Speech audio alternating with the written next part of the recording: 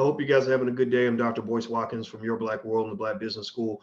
And I don't know if you guys are watching what I was watching today, but I was checking out Tiger Woods and his big comeback in the Masters. I was, like a lot of people, I was very inspired by what I saw.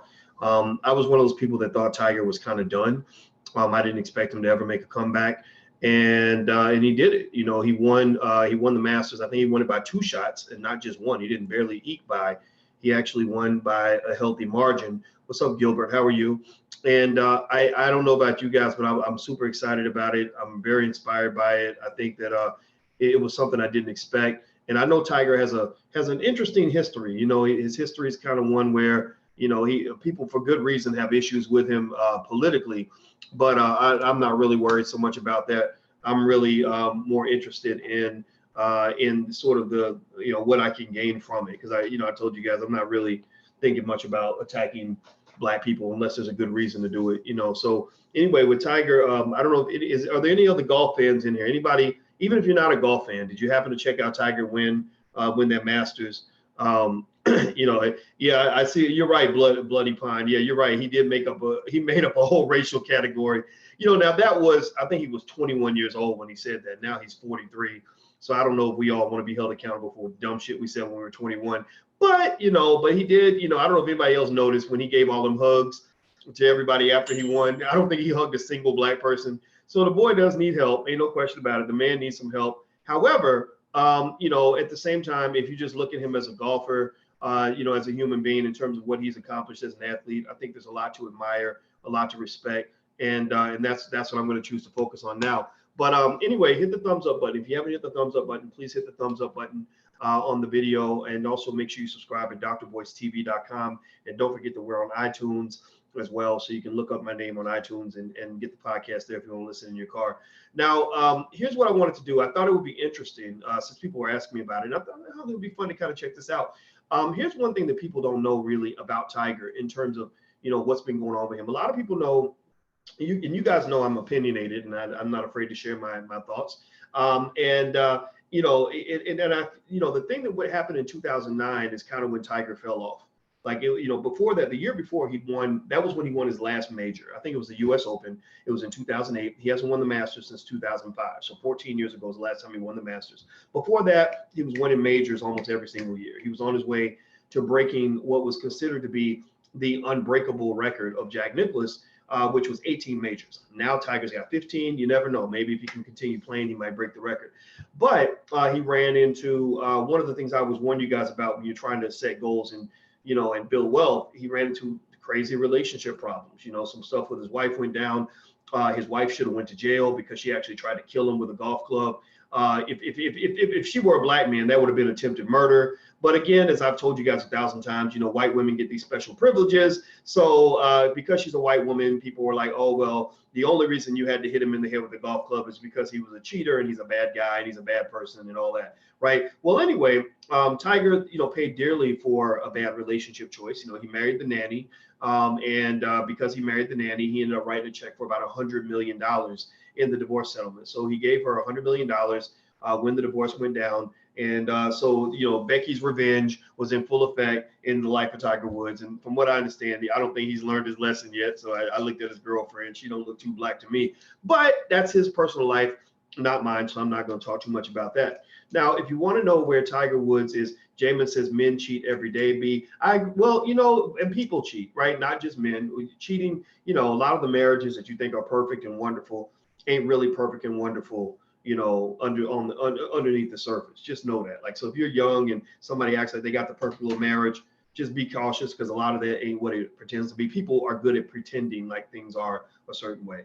So anyway, so okay, so the nanny, Kevin says the nanny went off and married a billionaire. So good for her. So nanny, and then if you mix nanny in with a little hoeing, I guess you can get ahead in this world. So just being a nanny ain't good enough. Just being a hoe ain't good enough. You got to be a nanny hoe or a nanny thought. I guess if you hoeing and you're nannying, then apparently that's how you get your money. So she got her bag with the billionaire, with Tiger Woods. So that is what I might call a gold digger. I don't know. Maybe I'm just being an asshole right now. I don't know. But it is kind of weird, right? You're the nanny and you marry one guy who's worth $500 million, then you go marry another guy who's worth a full billion. So I bet you that if they weren't worth $1 billion, she wouldn't have married either one of them. Let's see. Lou Charles says Tiger Woods 2019 Masters champion. Sent to you from Lewis Charles. Okay, Boyce, you may proceed with what you do. Thank you very much. Yes, he is the Masters champion, and congratulations to him. Now, let me give you some quick data on his financial situation, and I think it's interesting because it, where you are financially ties into what you do with your relationships and what happens in your personal life. And I think Tiger Woods is a glowing example of that. Right now, Tiger's doing well financially. I mean, his net worth is $800 million. Which is almost $1 billion. So I predict that he's going to be a billionaire probably in the next 2 to 5 years. Not 2 years, maybe it might take 3 to 5, depending on how his investments do. But he's probably got these massive investments, his major stock portfolio, where when the market moves just 0.5%, he goes up 50 million. Like literally, when you get that kind of money, it's hard not to make money when you have that much money.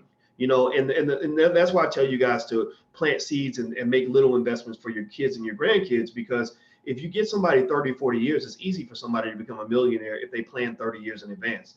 It's just like the amount of time it takes to walk from New York to Los Angeles. That's really hard to do in a day.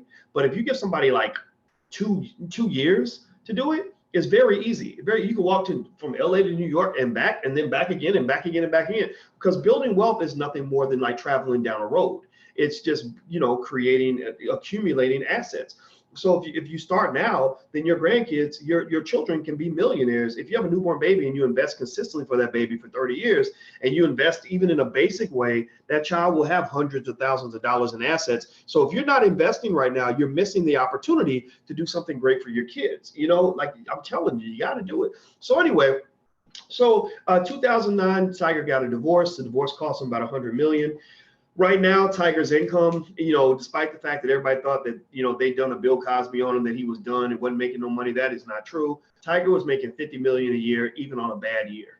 Tiger was making $50 million a year when he lost all his endorsements. Tiger was making $50 million a year when his reputation was in the toilet. Tiger was making $50 million a year when he wasn't winning no golf tournaments. Tiger was making $50 million a year just by waking up and breathing every day. Why? Well, because when Tiger first got started, he was the opposite of, say, like an R. Kelly. And R. Kelly was a guy who made very bad business moves in the beginning. R. Kelly was a guy who gave away all of his publishing, a bunch of it to Aaliyah's parents, from what I understand, and whatever, right? R. Kelly was a guy who can only make money if he's out performing. So when they took away his ability to perform, they took away his ability to make money. That's how they canceled R. Kelly.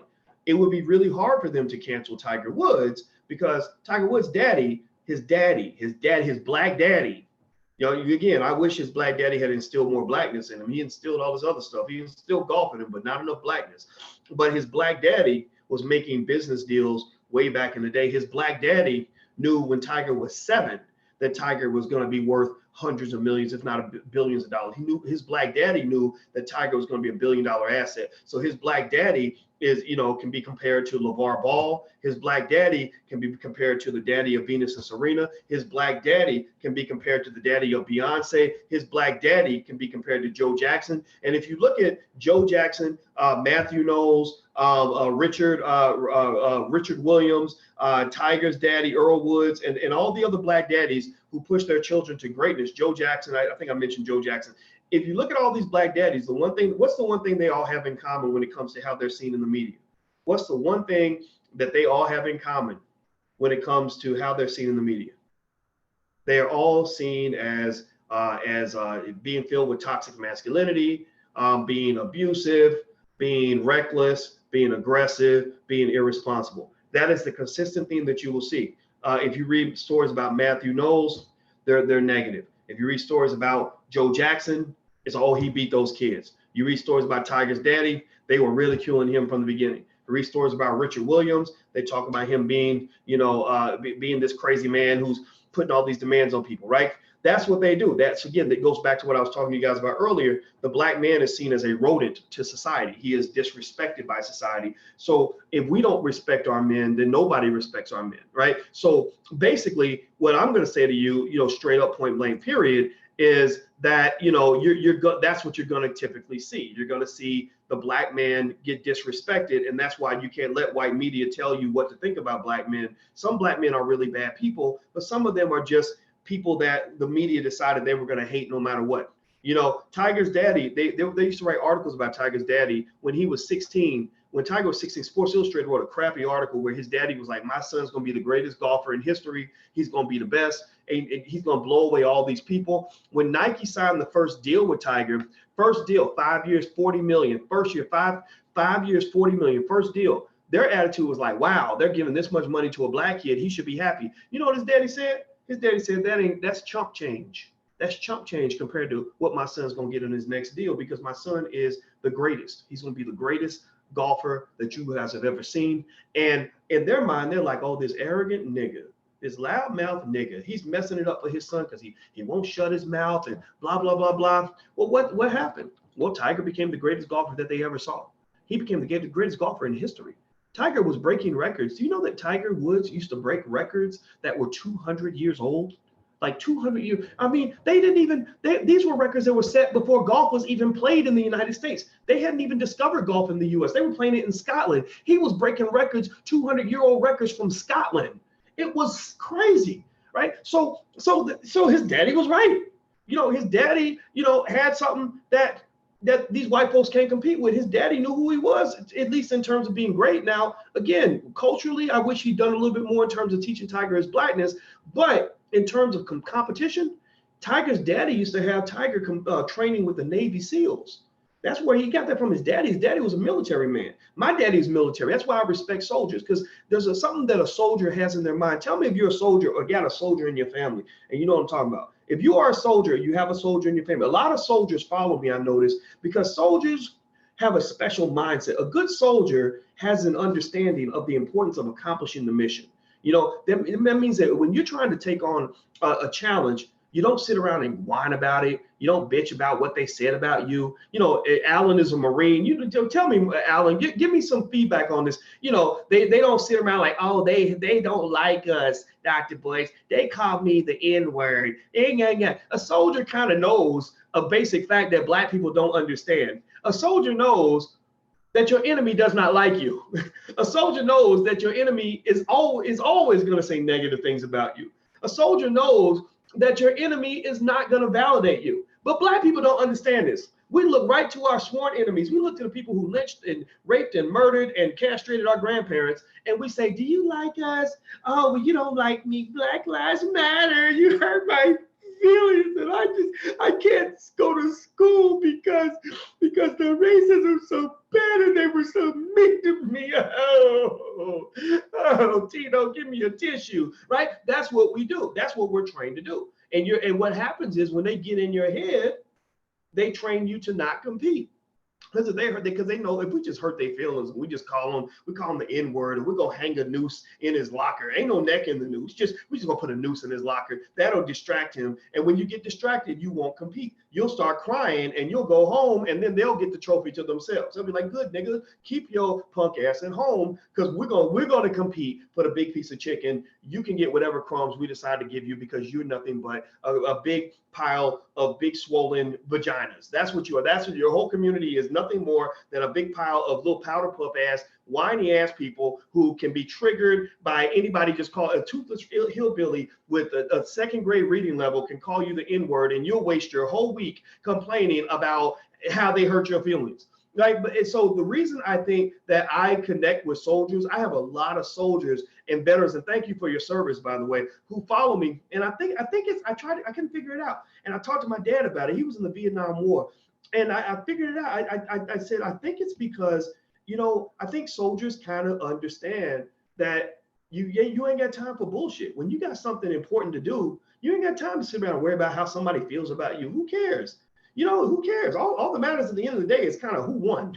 You know that if you win, then your enemy is never going to say good things about you if you're winning. The only time your enemy will give you compliments is if you are getting your ass kicked so bad that they feel sorry for you. That's the only time your enemy will ever give you a compliment or say something nice about you. But if you're really winning, they're going to call you a son of a bitch. They're going to call you all kinds of names. They're going to try to get into your head. They're going to lie about you. They're going to spread propaganda about you, all of that. So when Black people really start winning, that's when the way you know when we're winning is when they start talking the worst about us. You know, Marcus Garvey was winning. That's why they tried to put his ass in jail. Right. So that's what I like about Tiger as a golfer. And I believe his mental toughness as a golfer came from his daddy, who was a soldier, who told him, look, son, don't worry about what people say about you. That's all stupid. That's chatty patty bullshit. He said, put the ball in the hole. That's what his daddy used to say. His daddy was like, put the ball in the hole. And his dad, he'd be like, but Dad, they wrote this article about me and they said this and they said. He's like, son, just put the ball in the hole. But Dad, they called me the N-word and they don't like Black people on the PGA Tour. But just put the ball in the hole. That was it. And that's what Tiger did. And so I will tell you that if Tiger's father were alive, I swear to God, it's like Kanye West. You know how Kanye, when his mama died, Kanye just kind of lost it. Kanye just kind of went somewhere else. I think it's true with Tiger too. I believe that if Tiger's dad was around, I believe that whole scandal wouldn't have happened. Tiger would have broke Jack Nicklaus's record 5 years ago. All of this nonsense wouldn't have occurred. I think that his father's death threw him off, and that discipline, that unique mindset that his father was able to gift him as a soldier was lost. You know, and Tiger just went off and became this crazy Cobblinasian, getting into shit, just getting into ridiculous situations that didn't make any sense. I mean, what do you mean you sleeping with 20 porn stars? Like, are you crazy? You got a death wish, bro? Like, are you out of your damn mind? So I love Tiger's daddy. I don't care what nobody say. His daddy, that so-called toxic masculinity, right? Like that they get mad. My daddy had all that toxic masculinity. I'm gonna tell you, that masculinity is what makes it easy for me to ignore bullshit. It makes it very easy. If you talk bad, you say something bad about me, I don't care. All I know is I'm winning. That's why you're talking about me, is because I'm winning. And you think that being a chatty patty is going to distract me. It ain't going to distract me. You know, so anyway, let me keep going. Hit the thumbs up button. If you haven't hit the thumbs up button, please hit the thumbs up button. Also, make sure you subscribe at drboycetv.com. If you want to get a text notification when we go live, please text the word BOYCE, text BOYCE to 31996. Somebody please type that in for me if you don't mind. Text BOYCE to 31996, 31996, and you'll get a text alert when I go live. Let's see here. Somebody says, if Boyce had a talented child, white media would say horrible things about Boyce. Absolutely. White people don't like me. They'll never say good things about me, you know. And so Black people who listen to white media will probably not identify with me. But Black people who kind of get it, they do identify with me. So it just is what it is. Now, here's what else is going on with Tiger's financial situation. He makes $50 million a year. His net worth is about $800 million. He's been very, very smart when it comes to his investments. Tiger, from the time he picked up a golf club in a professional capacity, or even when he was an amateur on his way to becoming a professional, I believe he's always thought of himself as a walking corporation. And Tiger, his brand was structured in such a way that he could form partnerships with all different kinds of companies. There's a long list of companies that used to partner with Tiger. Who was in there? Let me see. I got a list here. Where did I get this shirt? I don't know where I got it. I wish I could tell you, man. Just look up the word Hustleaholics online. I'm sure you'll find the shirts that way. Some people give me free shirts all the time. That's one of the perks of this job, is I get free stuff, and I appreciate it. But I sometimes can't remember where I got it from, so I don't know where to get the shirt at. My apologies. It says, let's see. He's had sponsorships with companies like Gatorade, AT&T, General Motors, etc. And a lot of these companies dropped Tiger after his scandal. You know, a lot of these companies dumped him, and they thought, okay, he's washed up, he's worthless, he's bad for the brand. We're gonna run. Now let me stop and give credit to Nike. Let me give credit. I got to give props to Nike, because Nike was one of the few major companies that stood by Tiger Woods when he was going through his slump. Nike, not only did Nike stick by him, but Nike actually signed another deal with Tiger. They renewed his contract in 2013 for $200 million, which might have looked kind of crazy at the time, because I don't think Tiger was playing well at that time. And Nike just said, you know, this is our guy. We stood with him. We made money with him. We're going to keep getting money with him. And I think that's really extraordinary loyalty for a corporation. You know, corporations are not that loyal. You know, corporations are very fidgety. They'll dump somebody in a second. And so the fact that Nike stood with Tiger is something that, if you can join that with what they did with Colin Kaepernick, they deserve respect for that. I give them mad props for that decision, and it looks like it's paying off. I mean, Tiger just won the Masters, and which was huge. I mean, I thought it was great. And, we were watching with the whole family, and it reminded me of when he won that first Masters. Does anybody remember when Tiger won that first Masters in 1997? Anybody remember how excited they were? Bill Clinton called him on the phone, and our whole family was watching in the living room. Now, at that time, Tiger was killing. I mean, it wasn't close. He went into the final day with them knowing that he was going to be the winner when the day was over. Like, I think he literally set a record for the biggest win at the Masters ever. So he didn't just win; he was the first Black person to win it. He had the biggest margin of victory. He set a record on the course for strokes under par. I mean, Tiger blew it away. He killed it. It was no question. In this case, it was a nail biter, but it was interesting. Like, our whole family was together watching, and we were cheering for him, So anyway, so he just won the Masters, and Nike's going to be able to obviously get a big payoff from this. Tiger has, with this $800 million, he's done a lot of stuff with it. Just a little tidbit facts. He does have a $20 million yacht. He has a $54 million private jet. I wrote some of the stuff down. Also, the interesting thing about his dad, and I'm looking at some of the fast facts about Tiger and what's going on with him financially. His father always knew that he was going to get far more money. It's really interesting. He signs this $40 million contract, and I think he had a total of $100 million worth of deals at the time when he first came out. And a lot of people were questioning that. I remember that. I don't know if anybody else remembers the articles, but there were a lot of people that were saying, why would you pay this much money to an unproven golfer? And there were a lot of golfers who said, this is bullshit. They were jealous of him and stuff like that. And yet his dad still said, this is just the beginning. He's going to make far more money than that. And everything his father said is true. Now, one of the warning signs, I think, for Black men that you got to pay attention to is the 4 things that typically take a man down that ruin a Black man's life tend to be related to sex, drugs, alcohol, or gambling.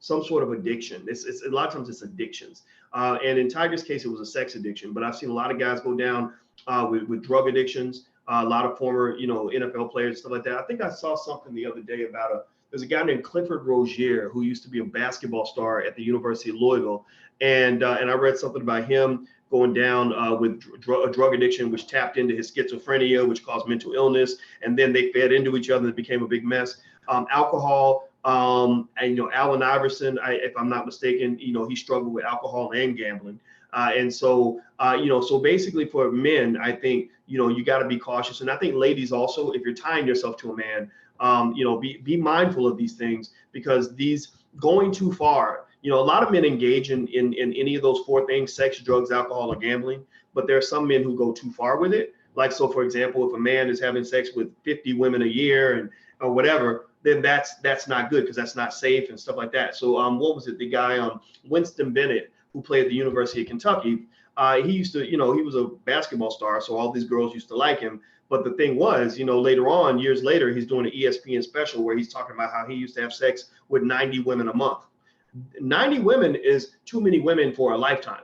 Right? 1/3 of 90 women is a big number for a life, right? 30, 40 is a pretty big number. I don't know. I'm not telling you what the number should be. You can be the judge of that. But 90 is an insane number for a whole lifetime. He was going through 90 women a month. In fact, he went on his honeymoon. He had sex with 2 or 3 women on the honeymoon.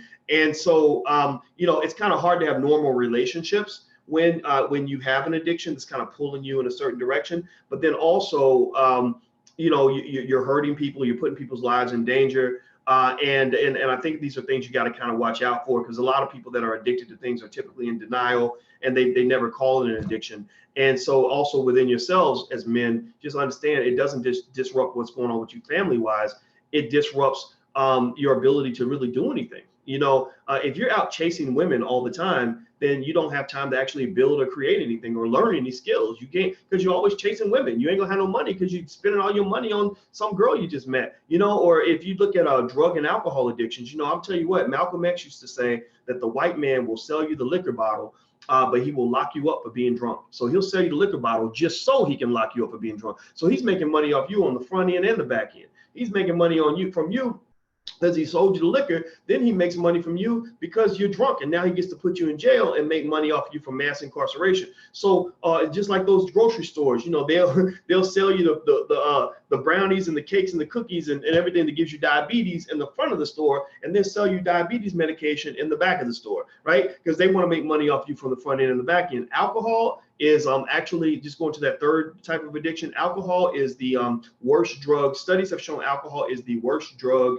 in the world, most dangerous drug in the world, because it actually causes more death, more destruction, more destroyed families, more financial loss than crack, than heroin, than opioids, anything. And then the last part is gambling. A gambling addiction can be one of the worst addictions to have, because that puts you into what I call a financial black hole, where or it's almost like being in tax debt, where if you're in debt with the IRS, the more money you make, the more money they take. So it's very, very difficult to get out of debt with the IRS. Same thing. So that's why you see when people go into debt with the IRS and it's a big debt, a lot of times they never ever repay that entire debt. It's like student loan debts on steroids. Half of all Black college graduates never repay their student loan debts, which is why most Black college graduates are going to die with negative assets or leaving no assets to their children, even though they went to college.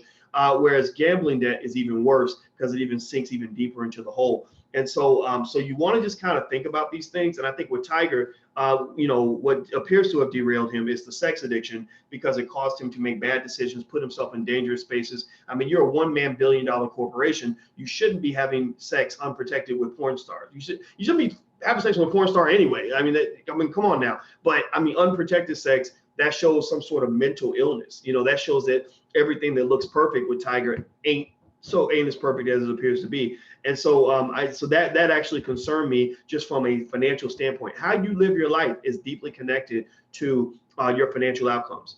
Who you choose to be in relationships with is deeply connected to your financial outcomes. If you choose bad relationships and you live a bad life, then you will not build wealth, because your wealth will be taken from your bad decisions. Just go look at Bill Cosby. Bill Cosby was a man who did a lot of great things financially, but because he had this endless hunger for an infinite supply of Becky's, and he was consistently putting himself into dangerous situations, because he might have been making bad decisions behind closed doors involving assault or whatever it is that he was allegedly doing. Bill Cosby is probably going to die very close to being broke. So it's most important to understand the linkage between all those things. Now, somebody was asking a question. Hit the thumbs up button. I'll answer a couple of your questions. Please hit the thumbs up button. So Dreammakers Empire says, Boyce, can you talk about your thoughts on polygamy? I don't really talk about stuff like that too much, because I don't want to offend anybody. I would just say that you should read the writing on the wall, in terms of, if you look at all these marriages, the reason that people get divorced is because of infidelity. 99% of the time, it seems like the reasoning behind a divorce, especially celebrity divorces, is infidelity. Like Wendy Williams announced that she's divorcing her husband because he confessed that he was cheating. I think that's bullshit. I think Wendy knew 30 years ago her husband was cheating. I just think that that's a convenient answer. I think that anybody who marries a celebrity or a famous athlete or something like that, you're probably going to have some infidelity in your marriage. So I've actually told people, I've said, well, if you want my 2 cents, if you're going to get married and you're going to get divorced over infidelity, given the divorce is very expensive and emotionally draining, I don't know if you should get married if you're going to get a divorce over infidelity, because most of the time when you romanticize about your grandparents and your great grandparents and how they were married for 70 years, the large percentage of them, the majority of them, dealt with some kind of infidelity. They just chose to stay together. So I'm not saying that infidelity is okay. I'm not saying that it's inevitable. I'm just saying that, that you just got to be cautious, because the big challenge with divorce is that divorce is very, very expensive. So anyway, that's it. So Kevin Hadley says, hey, troll, we're not all drug addicts. Okay, Kevin, I don't know who you are, but I'm gonna make you a moderator. So Kevin, you're a moderator. So if you see a troll in there, you just kick them out or put them in timeout for a minute, so they'll kind of learn they don't need to be hanging out here. All right, so that's it. I just want to give you guys a quick overview of the Tiger thing. I think that Tiger, it's really fascinating how Tiger's economic situation has not really been affected in a significant way by the scandals. It doesn't mean he didn't lose money. He probably lost, $250 million, but he's still well on his way to being a billionaire. He'll be a billionaire by the time he's 50 in my projection. Also, I went to visit the Nike campus. I went to go visit some guys at the Jordan brand. And I'll tell you what, I walked through the campus and they had this massive building, and it was the Tiger Woods Conference Center, and it was this gigantic conference center, like a hotel almost on campus, and it was named after Tiger Woods. And then I looked over in the distance, check this out, and there was this big building that stood up above all the others that looked different from all the others, a big black building, and they were still working on it. I said, what building is that? That's huge. And it was the Serena Williams building. So if I'm not mistaken, Serena Williams will soon have the largest building on the entire Nike campus, which is really interesting, just as a little tidbit, a little factoid for you. So anyway, I'm about to go, guys. Please hit the thumbs up button. If you want to text notification when I go live, text the word voice to 31996. Somebody please type that in. Text voice to 31996. Also, if you want a free e-copy of my book, It Takes a Village to Raise the Bar, you can go to drboycewatkins.net. That's drboycewatkins.net. And thank you, Raymel, for watching. I appreciate you very much. And you guys take care, and I will talk to you soon. And way to go, Tiger. Woo! Oh, also tonight, Game of Thrones. Anybody gonna watch Game of Thrones, or am I the only one? I'm sorry, it's a cool show. If you're not watching it, it's like The Wire. The Wire is one of the greatest shows I've ever seen. Game of Thrones is right there with The Wire. So those are two of my favorite shows. So anyway, I'm out of here, guys. Take care, and I'll talk to you soon.